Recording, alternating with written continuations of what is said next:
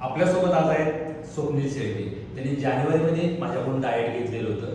जानेवारीमध्ये त्यांचं वजन होतं 87 किलो इतकं. आजचं त्यांचं वजन आहे 71 किलो इतकं. जवळजवळ 16 किलो इतकं वजन त्यांनी कमी केलेलं आहे.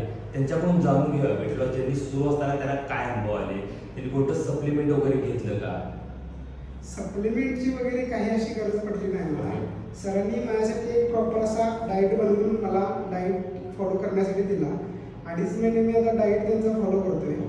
माझं डाएटवर फोकस जास्त 80% होतं. 20% वर्कआउटला मी हे दिलं, प्राधान्य दिलं. त्यामध्ये मला पूर्णपणे आता फ्रेश आणि रिलॅक्स वाटते.